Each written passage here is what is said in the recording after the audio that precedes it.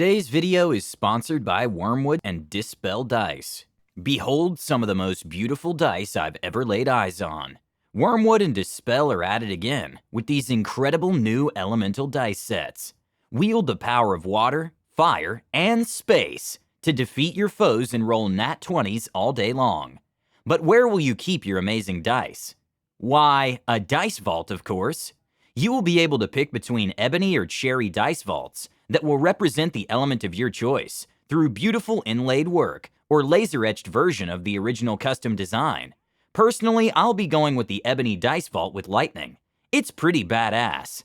Christmas is rapidly approaching, and this Kickstarter campaign is live for only 12 days. So if you want to get a set of your own, or as a gift this season, you better check them out before it's too late.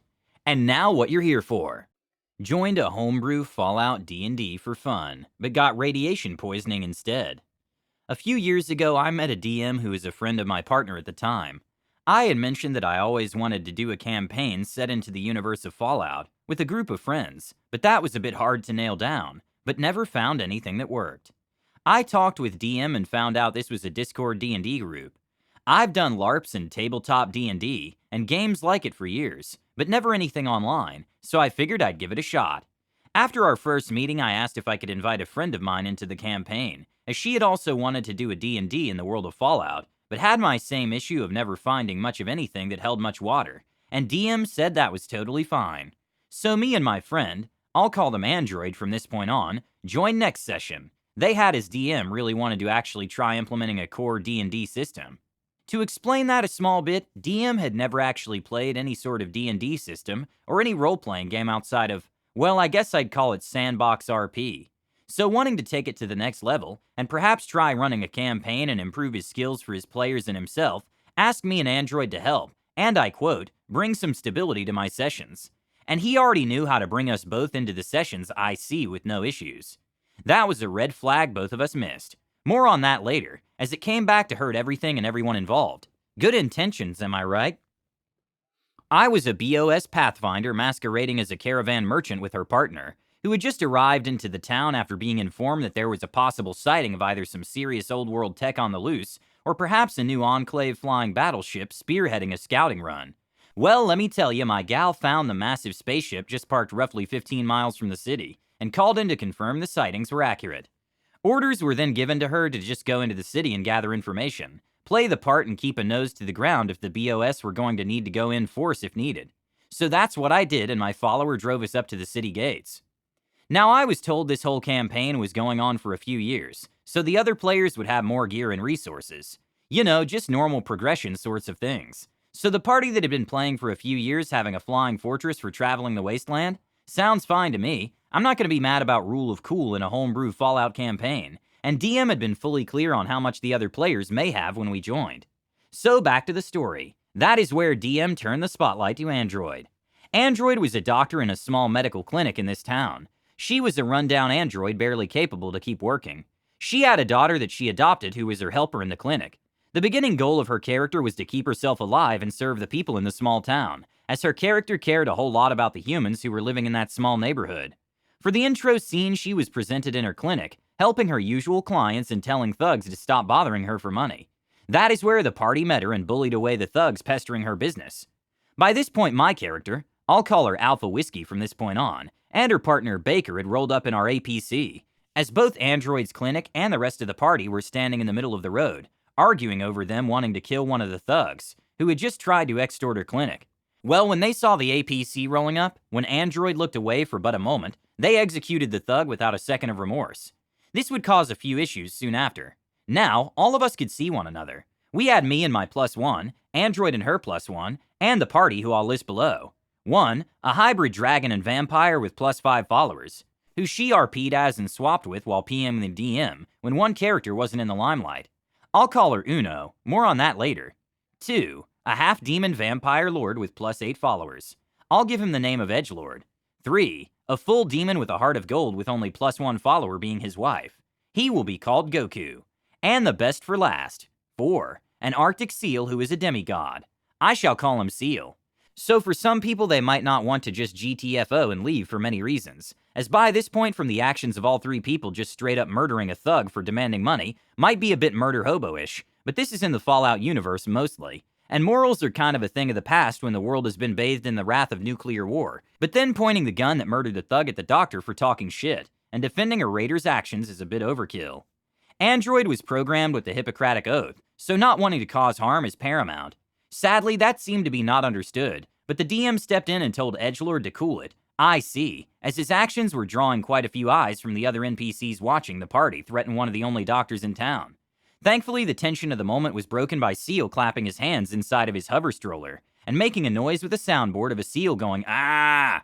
At this point, I now knew soundboards were able to be used in Discord, and this was only the beginning of the power I learned that could be done with them. Skipping ahead a few hours in-game, the party with myself and my +1 were in the middle of a shootout, being attacked by the rest of the previously murdered thugs gang, and kicking ass. It was a good party bonding moment, and quite well done with the homebrew systems that GM had made. Sadly, this was overshadowed by several things happening at the same time, one of which was Seal and his hover stroller breaking into Android's clinic, as he found a random addict who needed a fix, and wanted a reason to mess with Android. Those two didn't hit it off the best, and I could see the player of Seal doing this act as a means to piss her off. I see an OOC.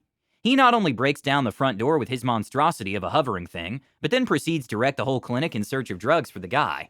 Well, he found them in the back and the addict took them all right there, and OD'd while Seal laughed at the whole thing. His job done, Seal just hovered right back out of there to search for the rest of the party. All of that was done in DMs, and we're just getting started. So Android comes back to her clinic and finds it in total shambles beyond repair, with a dead person who OD'd on all her chems. She was not happy, and at this same moment the party comes walking by with me and my APC, and the scene unfolds of Android being rightfully pissed off. I see an OOC, as she had no way of stopping this act of aggression, and when Seal admits to doing such a thing, Android moved to attack Seal in his hover stroller, which was much stronger than any attack Android could do in her current way out-of-date body. Edgelord steps in to block her and threatens to kill her if she does anything to Seal, who was the aggressor, and is now also playing Seal noises non-stop with his soundboard. Well, shit got heated and Android left the server and the session ended. DM called it for the night and he called me and Android about what had happened. To be honest, I was going to quit at this point, as there were starting to be enough red flags to make the CCP blush, but DM broke down and told us how he'd try bringing tens of people into the group, and this kept happening. For 5 years of this campaign, the last 2 had been a revolving door of people leaving, as the other players just did everything they could to push others away, and he didn't want to end the campaign. This was 5 years of something he loved and didn't want to kill it.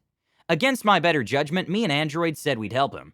This was my partner's best friend, and I didn't want to hurt him, and those two were super close and I wanted to help. So once more into the fire we went. The next session was interesting to say the least. After DM told the rest of the group that we were not leaving, and to not metagame, we started back up where we left off. Android's clinic destroyed, and with no other livelihood or way to do her work, her character went off to pack what little she could find to start over with. The other 4 being Edgelord, Uno, Seal, and Goku went off to head back to their airship, which was now gone as one of the BOS squads had captured the thing, while everyone was busy in the city. This had caused a massive shit show, as the other 4 felt like DM was punishing them, and were digging into him hard about doing this shit again, ruining their game. Well, I had just about enough of that, and I told them how me and Android were here as the DM wanted to bring stability, and actually go with the story he had crafted. How he kept trying to bring others in and how they were pushed out by the other 4, and he didn't want to end the campaign over their behavior, but was reaching the end of his rope.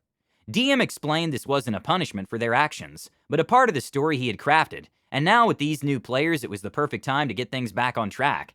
If they didn't like it, then so be it. They can leave and he'll continue with the ones who actually want to RP. With a few clear rules about not taking OOC into IC, we got back into the show. So, with the 4 set off in search of the ones who stole their airship, my character went back into the city to find Android, as they were one of the worst burned by the other characters in-game. I brought them into the APC, and we headed off for the vault the BOS was stationed in. It was at this point that Uno, who had been very sus of my normal caravan character, was trailing it, but she had rolled quite well in stealth, so none of us had seen our tail as it were. I radioed into the BOS command about what was going on, asking for an update for what the hell happened to the airship, as there were injured people who were thrown off by some very angry BOS in power armor before they flew away. Alpha Whiskey was a bit mad herself, as pushing Wastelanders off of their property isn't very BOS-like in our chapter. At this point, my character was pulled out from the APC by a long dragon tail by the neck, and thrown onto the sands hard by a very angry Uno, who was very pissed off IC and OOC at this point. I argued with her IC about how this wasn't my doing, and this whole shit show was not the BOS way of doing things for our chapter. Uno took things further and called DM spineless, and a total jerk, for yet again ruining her game. Seal just memed on the soundboard and inflamed everything. Edgelord and Goku were silent. During this, me and Goku were talking in PMs about this whole thing, and he also said he was tired of those other three, as this was the 4th time something like this had happened. He was done and told me he was dropping the campaign after this session, but was open to restarting if the other 3 were not there or improved their behavior. When the smoke cleared, Uno left in a huge huff, leaving Edgelord behind as he didn't want to side with her anymore. Apparently these two were dating, which made him feel like he had to agree with her 100% on everything or she'd gaslight him for thinking differently. Looking back on it, they did have a very toxic relationship, and Uno was quite manipulative, and things quickly cooled as she left. So the journey to make it to the BOS vault began. Edgelord didn't want to take me and Android with him, and the others for security reasons, and I don't blame him IC for that at all. So after giving him the nav point to where he had to go to, the party spot for a bit. Me, DM, and Android had our own session where I helped DM with the world building and other ideas he could use for himself next time he DM'd with others. After all the drama, DM wanted space from the old group, and the 3 of us had a few months of really great RP and world crafting sessions, but in the background something was stirring. Apparently Uno, Edgelord, and Seal were poking DM over and over about when the next session was, and what was going on. So DM told them that if there was going to be a new session, he needed me and Android there, as he wanted to expand his player base, and he didn't want to keep going into the toxic cycle of kicking new people, because a few others wanted their own story with no problems. Uno blew up about DM being spineless. Edgelord felt betrayed, and the other 2 just accepted DM's choice, and were open to the idea of starting up again. It was at this point that things joined up once more with one new person a little later on. I'll call him Lil BBEG. Now, Lil BBEG really wanted to play an evil alignment, and somehow the DM thought making him the younger adopted bro of the BBEG was a good idea. Holy fluff. The red flags were outnumbering the ranks of Sauron's orcish hordes by now, but I, in all my hopefulness, thought since Lil BBEG was apparently a veteran RPer, that he'd be able to pull something off. So the session convened on the 3 others being Edgelord, Seal, and Goku, finally arriving to the vault thanks to my character showing them the way after they got lost. As they got closer, Edgelord was talking with Seal about going in guns blazing to get their shit back, to which me and Goku were very much against. Sure enough, when we rounded the corner, we were met with a full platoon of BOS in power armor, an android who had gotten some serious upgrades over the last few months, telling them that they could enter, but they were not going to destroy her home a second time.